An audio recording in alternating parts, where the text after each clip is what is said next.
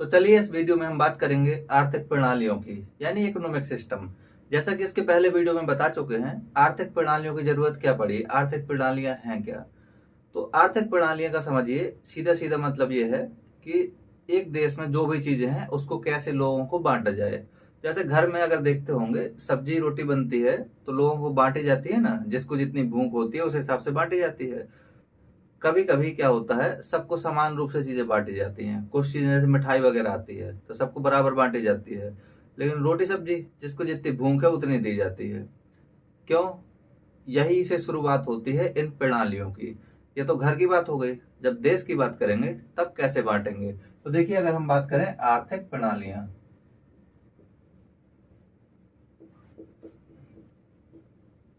आर्थिक प्रणालियों का मतलब होता है इकोनॉमिक सिस्टम, इनको इंग्लिश में कहते हैं। कुल पूरे विश्व में 3 तरह की मुख्य रूप से आर्थिक प्रणालियां हैं।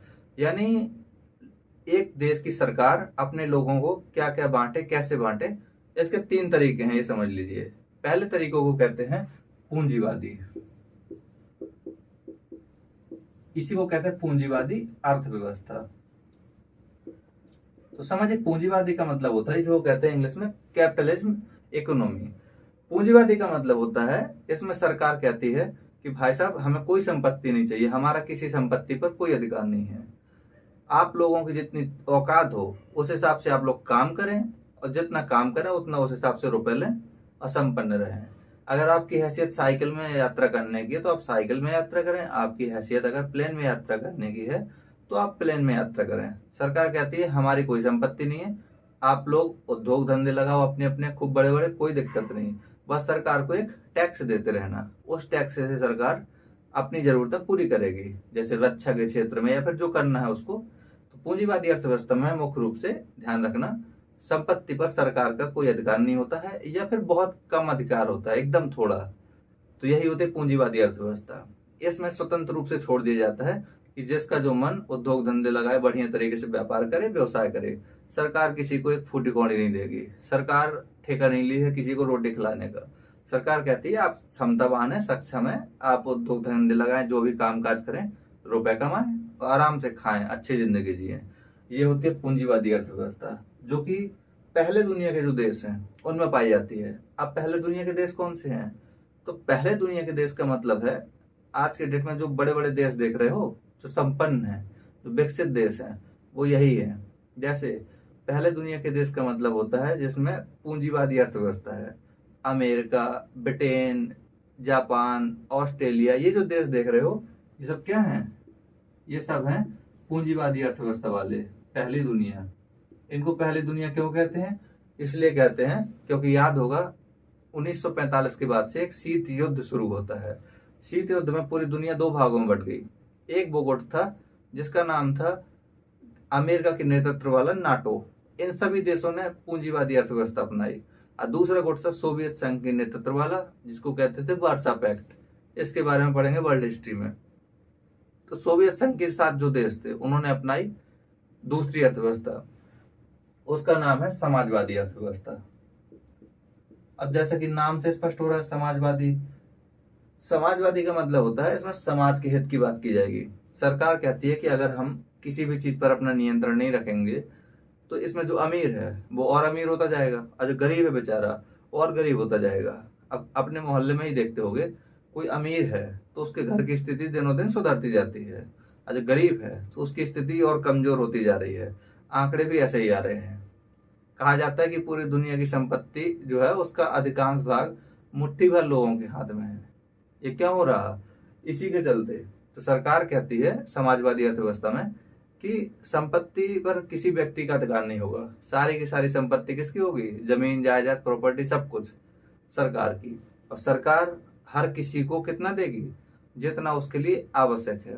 सरकार को माना जाता है कि सरकार इसमें माता पिता की तरह है और उसको पता है कि किसको कितना देना चाहिए।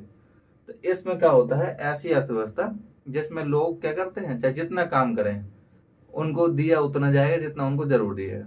यानी अगर कोई व्यक्ति जाकर काम करने गया, अब वो कुछ काम नहीं कर रहा है तो उसको भी उतना ही मिलेगा जितना 24 घंटे काम करने वाले को मिलेगा। देखने में तो अच्छा है कि भाई सभी लोगों को इससे क्या होगा, बराबर बराबर चीज मिल जाएगी, खुश रहेंगे सब। सरकार कहती है कि अगर हमारी औकात बढ़ेगी, यानी हमारे देश की अगर अर्थव्यवस्था बढ़ेगी, तो हम तुमको सभी लोगों को फ्लाइट में घुमाएंगे, और अगर नहीं बढ़ेगी तो किसी को घूमने भी नहीं देंगे, सब लोग एक समान रहो। तो ये होती है समाजवादी अर्थव्यवस्था। यानी इसमें सरकार क्या करती है, संपत्ति पर पूरा अपना नियंत्रण रखती है। और इसी का एक और जटिल रूप है, वो है साम्यवादी, वो चीन में है। साम्यवादी इससे भी बड़ा है। साम्यवादी में तो श्रमिकों तक पर सरकार का नियंत्रण होता है, यानी जो काम करने वाले लोग हैं उन पर तक। समाजवादी याद रखिएगा, सोशलिज्म इकोनॉमी, ये कहाँ अपनाई गई है, सोवियत संघ में। सोवियत संघ अब रहा नहीं, क्यों? सोवियत संघ या सीधे कहिए कि दूसरी दुनिया के देश, जैसा कि बताया कि दूसरी दुनिया कौन है, जो अमेरिका के अगेंस्ट थे, सोवियत संघ के साथ वाले देश। तो इसमें सोवियत संघ हो गया, इसके अलावा और सोवियत संघ के अंतर्गत 15 देश थे कुल मिलाकर, वो अब सब टूट चुके हैं। इसी में रूस, इसका सबसे बड़ा देश था रूस, तो वहां थी, चाइना में भी थी, और उत्तर कोरिया में, यहाँ पर ये अर्थव्यवस्था थी। लेकिन ये बहुत ज्यादा सक्सेस नहीं हुई। ये पूरी दुनिया में सक्सेस हुई इसलिए क्योंकि अमेरिका शक्तिशाली होता गया। और सीधी बात है, अगर तुम्हारे मोहल्ले में कोई व्यक्ति है दिनों दिन अमीर हो रहा, अब वो कोई बात कहे आपसे, तो आप उसकी बात मानेंगे, या उस व्यक्ति की जो बड़ा सैद्धांतिक होगा, नहीं भाई ऐसा करना चाहिए, वैसा करना चाहिए, तो हमेशा उसी की बात मानी जाएगी जिसको आप देख रहे हैं कि आगे निकल रहा है। तो यही पूरी दुनिया ने देखा कि ये भाई साहब तो बहुत आगे निकल रहे हैं अमेरिका वाले, तो उन्हीं को देख के सब लोग अपनाने लगे मॉडल। लेकिन इन दोनों में समस्याएं थी। एक में, पूंजीवादी में वास्तव में यही था कि जो सक्षम है वही आगे जा रहा था, और जो सक्षम नहीं है वो कुछ कर ही नहीं पा रहा था। इसमें प्रॉब्लम ये थी कि जो होशियार है, योग्य है, वो उस व्यक्ति को भी बहुत मेहनत करने के बाद उतना ही मिलना है जितना कुछ ना काम करने वाले को मिलना। तो भारत ने कहा, भारत या तीसरी दुनिया के देश, तीसरी दुनिया के वो देश जो 1945 के बाद जो स्वतंत्र होना शुरू हुए थे, वो सब तीसरी दुनिया के देश थे। तो इन्होंने कहा कि हमें ना ये पसंद ना ये पसंद, दोनों की कुछ बातें अच्छी हैं, उन्हीं को लेकर एक नई अर्थव्यवस्था अपनाई। उसको कहते हैं मिश्रित अर्थव्यवस्था। मिश्रित अर्थव्यवस्था या मिक्स्ड इकोनॉमी, इसी को कहते हैं मिक्स्ड। यानी इसकी भी विशेषता, इसकी विशेषता, दोनों को अपना लिया। कहा कि जो महत्वपूर्ण चीजें हैं, यानी जिनसे बहुत से लोगों का हित जुड़ा हुआ है, उन सब पर सरकार अपना नियंत्रण रखेगी। लेकिन जो बहुत महत्वपूर्ण चीजें नहीं है, उन सब पर निजी क्षेत्र का नियंत्रण होगा। समझ गए? जैसे रेलवे है, रेलवे में लगभग 15 लाख लोग काम करते हैं। अब 15 लाख लोग का मतलब है कि लगभग 60 लाख लोग जुड़े हुए हैं। क्यों? क्योंकि एक व्यक्ति के परिवार में 5 लोग तो हैं ही कम से कम। इस हिसाब से अगर अंदाज लगाए तो लगभग 60 लाख। अब सोचिए, अगर रेलवे हमेशा घाटे में जा रहा है, अगर कोई प्राइवेट कंपनी इस पर हाथ रख दे, ये सरकार इसको बेच दे, तो प्राइवेट कंपनी क्या करेगी? लोगों को निकालना बाहर करेगी, कहेगी हम घाटे में जा रहे हैं, निकालना भी बाहर करेगी, और साथ ही साथ जो सुविधाएं दे रही है वो भी कम कर देगी, पैसा देना कम कर देगी। इतना ही नहीं, मशीनों को भी रख लेगी बहुत ज्यादा, लोगों की जगह मशीनों को। तो इससे क्या होगा? रेलवे तो तरक्की कर जाएगा, लेकिन जो इतने बड़ा परिवार, जो 60 लाख लोग हैं, ये कहाँ जाएंगे? तो ये महत्वपूर्ण क्षेत्र है। शिक्षा, सबको पढ़ना लिखना जरूरी है। पूरे देश में कह दी जाए प्राइवेट स्कूल खुल जाएं, तो ये बताओ प्राइवेट स्कूल का फीस दे पाएगा गरीब आदमी? जिस तरह महंगाई है, नहीं दे पाएगा। अब बीमारी, कोई बीमार हो जाए, उसको सरकारी अस्पताल अगर ना हो, बहुत से लोग तो ऐसे ही मर जाएं इलाज कराए बिना।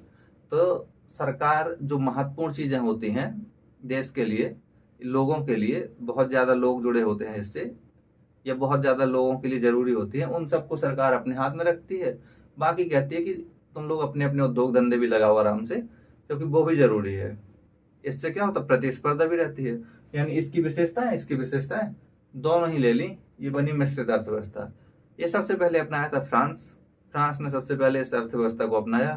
पहले वो भी पूंजीवादी था, लेकिन जब उसने देखा कि हमारे देश में हमारा विरोध हो रहा है और लोगों का शोषण हो रहा है, तो वो इस रास्ते पर निकल गया। हमने भी इसी अर्थव्यवस्था को अपनाया है। लेकिन 1991 में जब देश गर्त की स्थिति में चला गया था और हमारे यहाँ एक बहुत बड़ा क्राइसिस आया था, जब हमारे पास 15 दिन को देश चलाने के लिए पैसे नहीं थे, तब उस समय वित्त मंत्री थे मनमोहन सिंह जी, जो कि बाद में प्रधानमंत्री बने। उनने एक नई पॉलिसी लाई जिसको कहते हैं एलपीजी। यानी एल मतलब लिबरलाइजेशन, यानी उदारीकरण, पी मतलब प्राइवेटाइजेशन यानी निजीकरण, जी मतलब ग्लोबलाइजेशन। यानी एल LPG, ये वो LPG नहीं है जो गैस में यूज करते हैं। तो मनमोहन जी ने कहा कि लिबरल बनो। लिबरल का मतलब है पहले अगर आपको उद्योग लगाना था तो पता पड़ा बाबू के यहाँ, क्लर्क के यहाँ, चपरासी के यहाँ जा जा करके 1-2 साल तो ऐसे ही निकल जाते थे। अब बाद में पता पड़ा उसने कह दिया नहीं ये नहीं लगा सकते हो, कोई भी छोटी सी कमी लेकर। तो उन्होंने कहा ऐसे नहीं, उन्होंने कहा लिबरल बनो। कोई आदमी आए लाइसेंस दो उसको तुरंत फैक्ट्री लगाने के लिए, अगर उसमें कुछ ज्यादा नुकसान नहीं है, गलत नहीं है। तो ऐसे क्या होगा, एक व्यक्ति फैक्ट्री लगाएगा, 20 लोगों को साथ में रखेगा काम के लिए, तो बेचारे की फैक्ट्री भी चलेगी, देश के लिए उत्पादन भी होगा, अब 20 लोगों को पैसा भी मिलेगा सैलरी, और ये 20 लोग फिर कुछ खरीदेंगे, ऐसे देश क्या होगा, ग्रो होगा। दूसरा था प्राइवेटाइजेशन। इन्होंने कहा अब हर चीज सरकार के हाथ में रहना जरूरी नहीं है, बहुत सी चीजें सरकार के लिए जो बहुत ज्यादा महत्वपूर्ण नहीं है उनको क्या करें, निजी क्षेत्र को दे दें। यानी अंबानी, टाटा जैसे लोग, अडानी जैसे लोग, इस समय तो अडानी देख ही रहे हो, अडानी को सरकार ने कितना कुछ दिया है, माला माल कर दिया, लेकिन किस्मत उसकी भी खराब है। इतना कुछ देने के बाद भी उसको माला माल की जगह श्राप लग गया है, तब वो नीचे एकदम, ग्राफ एकदम नीचे जा रहा है। अब हालांकि ठीक ठाक स्थिति में है। तो प्राइवेटाइजेशन मतलब प्राइवेट कंपनियों को दे देना। जैसे कंपनियां सरकारी होती हैं, प्राइवेट होती हैं। रेलवे क्या है, सरकारी कंपनी है, एक तरह से सरकारी उपक्रम बोलते हैं भाषा में, उपक्रम है कंपनी ही, उसी तरह प्राइवेट कंपनियां हैं। तो यहाँ कहा कि प्राइवेट कंपनियों को ज्यादा से ज्यादा लगाएंगे। ग्लोबलाइजेशन, ग्लोबलाइजेशन का मतलब होता है वैश्वीकरण। इन्होंने कहा कि अब हम क्या करेंगे, अपनी कंपनियों को बाहर भेजेंगे दूसरे देशों में भी, ताकि अपने सामान बेच पाए, वहां उद्योग धंधे लगा पाए। साथ ही साथ दूसरे देशों की कंपनियां अब हमारे यहाँ भी आए और उद्योग धंधे लगाएं, अपने सामान बेचें। आज देखते हो कि जो बड़ी बड़ी कंपनियां हैं ऑनलाइन ऑफलाइन काम कर रही हैं भारत में, तरह तरह के प्रोडक्ट हैं विदेशी कंपनियों के, वो सब इसी के देन है, इसी के बाद संभव हो पाया। ये ना होता तो भारत स्थिति बहुत गंभीर हो गई होती, श्रीलंका की तरह। इसलिए मनमोहन जी को सबसे सफल वित्त मंत्री के रूप में भी जाना जाता है। तो ये थी पूरी एक थीम आर्थिक प्रणालियों की। इसको अपनाया है अफ्रीकी देशों ने, बहुत से अफ्रीकी देश, लगभग अधिकांश अफ्रीकी देश, भारत हुआ, पाकिस्तान हुआ, सब मतलब मिश्रित अर्थव्यवस्था को ही अपनाए हुए हैं। आज ना तो कोई पूंजीवादी देश मिलेगा पूर्ण रूप से जो कहे कि हम गरीबों के लिए कुछ नहीं करते। अमेरिका जैसा पूंजीवादी देश भी ओबामा के समय में एक ओबामा केयर पॉलिसी लाए। जिस तरह भारत में आयुष्मान योजना है, उसी तरह ओबामा केयर। ओबामा केयर का मतलब था कि जो गरीब लोग हैं, जो इलाज नहीं करा सकते, उनको इलाज दिया जाए मुफ्त, शिक्षा दी जाए मुफ्त। तो ये क्या हो गया, ये तो समाजवाद का लक्षण है। जो यानी अमेरिका भी अब क्या कर रहा है, जो अच्छी चीजें हैं गरीबों के लिए काम कर रहा है। तो ना तो वो पूर्ण पूंजीवादी रहा, समाजवादी। सोवियत संघ, चीन जैसे देश जो अपने आप को कहते थे कि हमारे यहाँ कोई प्राइवेट कंपनियां नहीं होंगी, बड़ी बड़ी कंपनी आज लगी हैं यहाँ, तो ये भी ना तो पूर्ण रूप से अब कह रहे हैं कि समाजवादी। सब मिश्रित अपना लिया, और ये सही भी है। हालांकि मिश्रित में एक चीज है, किसी के यहाँ प्राइवेट सेक्टर बहुत ज्यादा हावी हो गया है तो गवर्नमेंट सेक्टर कम है, तो कहीं कहीं अभी भी गवर्नमेंट सेक्टर या गवर्नमेंट के हाथ में चीजें बहुत ज्यादा नियंत्रण में है। तो ये थी तीनों आर्थिक प्रणालियां। उम्मीद करते हैं समझ में आ गया होगा। साम्यवादी की बात की जाए तो स्पेशली चाइना में है, थी मतलब माओ के समय में। अब वो और कट्टर थी, उसमें था कि श्रमिकों से कितना काम लेना, क्या लेना, ये भी सरकार तय करेगी, किस श्रमिक को क्या कराना है, ये सब सरकार तय करती थी। तो उम्मीद करते हैं समझ में आया होगा। इससे जुड़ा हुआ कंटेंट आपको मिल जाएगा कहाँ पर, हमारे टेलीग्राम चैनल में, और साथ ही साथ हमारे फेसबुक पेज पर भी इसको अपलोड कर दिया जाएगा। बहुत बहुत धन्यवाद।